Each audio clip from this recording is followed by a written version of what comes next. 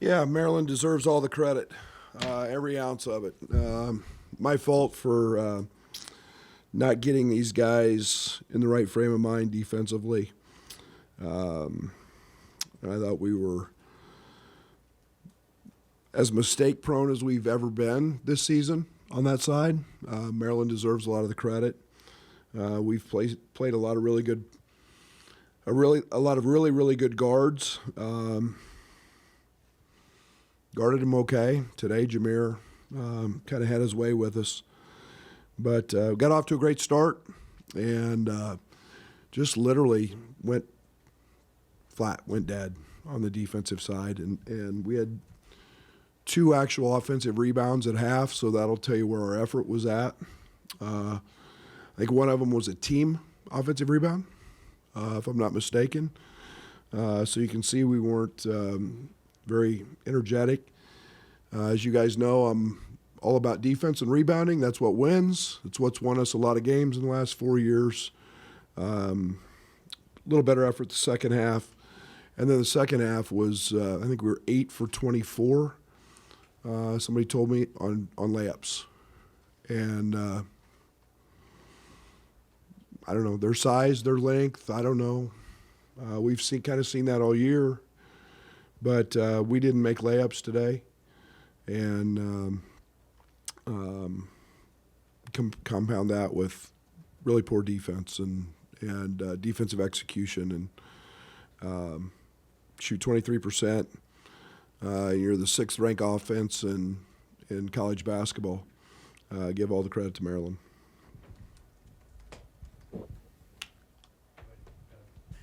Coach, 52 points in the paint for Maryland. Was there something they were doing that was causing you some difficulty around the rim? Nothing we haven't seen. Nothing we haven't seen. Brad, Luke said Maryland was tougher than us and we have to get back on brand. What's that look like for you guys? Practice. It's we had a disjointed day on Friday and or I don't even know what today is, and then yesterday we were solid, but yeah, we got to get back to who we are, and it's I mean, Quincy Gray having no offensive rebounds. It's let's see. Coleman had 1. Ty had none. Marcus had none. Or Ty had 2, excuse me. Ty had none, but Ty had 0 rebounds in offensively in the last 2 games. So it was coming. It was coming. Figuring out that, sometimes when you think it's easy, it's you forget what made it easy. And that's effort. Yeah, Brad, you mentioned the layups in the first half, 1.2 points per possession on offense, and fell off the cliff in the second, 0.7-something points per possession. Were you happy with the shots? Was it just the layups? What was the... They're layups. Yeah. How can you get a better shot than a layup? They're layups. The easiest shot that God created when he created the game of basketball is a layup and or a dunk. A layup. A layup. And you have to learn at this level to make some contested ones sometimes. They're layups. You've seen us play all year. We make them all the time. Today we didn't. Brad, you mentioned maybe not getting guys in the right frame of mind defensively. Did you see an indication, I don't know, either before the game, at some point during, that it was going to be that? Not really. I mean, Justin Harmon, minus 16 today in the plus-minus. After the game he played the other day, and we've got him guarding Michigan State's best player at the end of the game. And minus 16, and I'm not just picking on him, it's everybody. I'm not very happy. I'm a bad loser. I'm a really crappy loser. And when it's because we don't guard and we don't rebound and we don't play, that's the one thing that every single player can control every day is their mental approach to the game and their physical effort. And Michigan State we had at Maryland today just whipped us, and that's frustrating.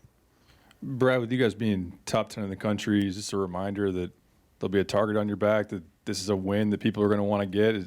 Is that something you guys will have to? Yeah, we better learn to deal with that. And, now we can join the crowd You know, every other top 10 team that lost to an unranked team, and we were. Doesn't make it feel any better. That's for darn sure. We just, you know, we can't think we're good. We got to understand why we've gotten to the point we've gotten to. And again, Maryland deserves all the credit today.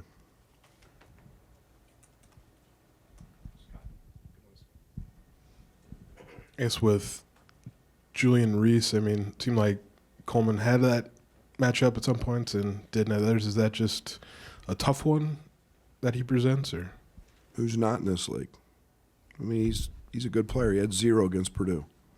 I mean, I don't know. I mean, it's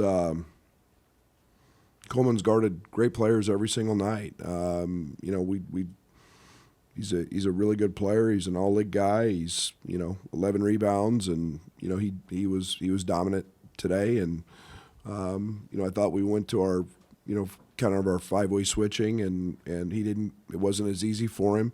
But I mean, we just gave him some gifts. I mean, we left the hole. Marcus ran out to a corner and left him wide open under the basket. And you know, it's just, I don't know. Mentally today, we didn't have it. Brad, Ding gave you a little bit of a spark in that first half. Played 1 minute in the second half. Was that mostly defensive reasons, or? Yes. Okay.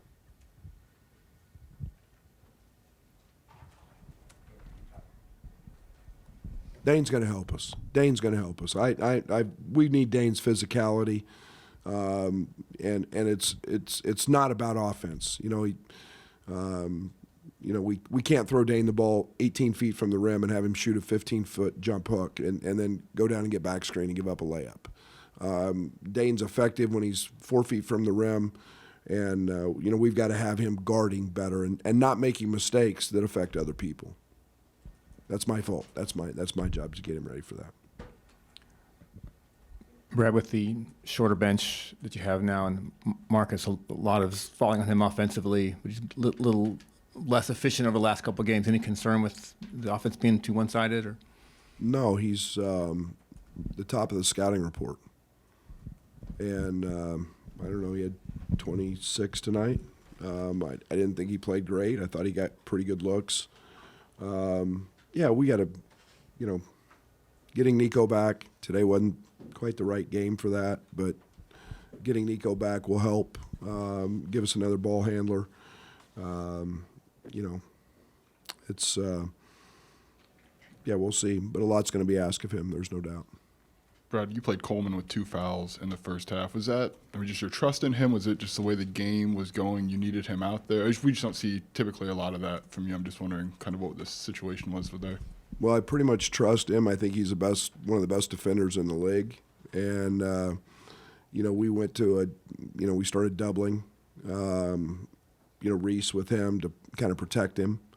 But yeah, Coleman had a tough day. He had a tough day, and that's, you know, we're never going to be, you know, the best team in the country when he's not at his best. Coach, you're just going 7 deep right now, and Dane played just 10 minutes. Is fatigue becoming a factor, especially shooting the ball in the second half there? No.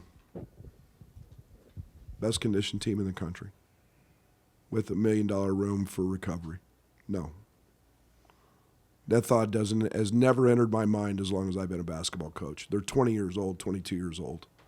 They're not getting tired. They play basketball every single day of their life. Getting tired is not something they do.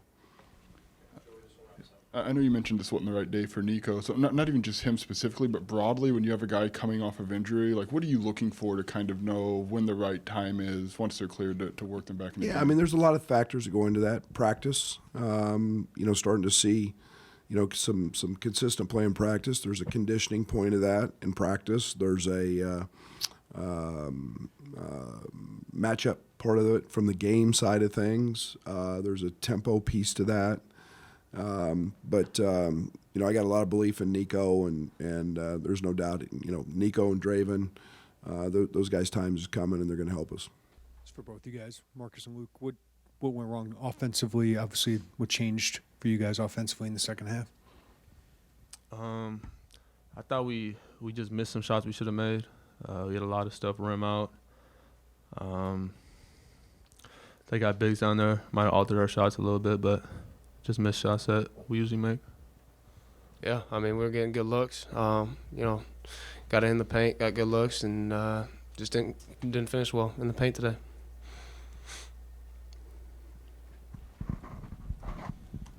I guess for both of you, kind of the flip side of that, Maryland did finish in the paint, pretty well. Just were they doing something that was getting them those looks, or or what did you guys think about your defense? We didn't guard well enough. We let number 1 just come off ball screen, get to where he wanted. Number 10, we just didn't guard well enough. Yeah, I mean, that's it. I think their bigs played well. I think they rebounded the ball well. There's a couple times where we had it in our hands and they kind of just took it away. And in pivotal parts of the game, the rebounding battle I think was even, but they just got them when they needed them, and we couldn't secure ball kind of towards the end of the game, and they were able to capitalize and get easy buckets off that.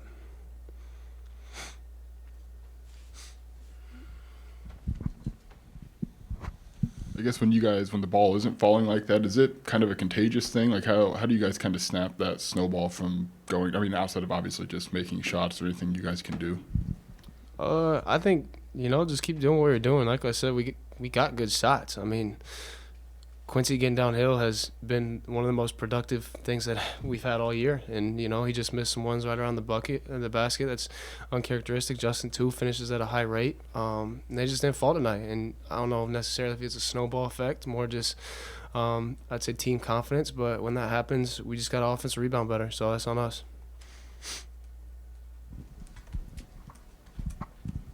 I mean, you started this game pretty well offensively. Was there something that made that change? You were made to kind of trigger the shots not falling, or was it just maybe that's just something that happens sometimes?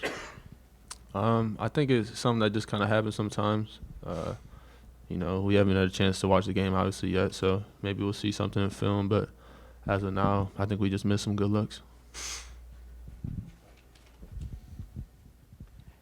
Both of you, starters are playing a lot of minutes, especially without Terrence. Fatigue a factor at all in the second half? No, I don't think so at all. Our coaches and staff do a great job of understanding kind of what goes into games and the effort that we put in it, and they really respect the time we need to get ready. And I think, this week and before the games, they do a great job letting us get our bodies right. So I don't think fatigue was a thing. I think Maryland just came out and played a good game. They were stronger than us, tougher than us, and did what they needed to do to win. And we couldn't stop that. For either of you, I know you talked about defense. Is that one of Coach Underwood's big talking points in the second half? And what do you feel like maybe you guys fell short a little bit on that side of the floor? Yeah, I mean, he definitely talked about it. I think just intensity. We just got to be better. We got to guard the ball better and just play harder. Yes, I mean, intensity and toughness, playing hard, that's kind of been a staple from this team. Was there just something missing about that today, or how does that kind of happen? I think kind of like I said earlier, I mean, Maryland was just tougher than us instead of us, being tougher than them at home, getting the rebounds, 50-50 balls. And, at the beginning of the game, there was a play where one of their players got on the floor and we didn't, and kind of set the tone. I think we need to take that personally and next game get back on brand to what we do. I think we need to get back, and that's on us as players. Coach can't control that, so we got to be better and go out there and play like we're winning, play like we want to win the conference. So we got to be better as players.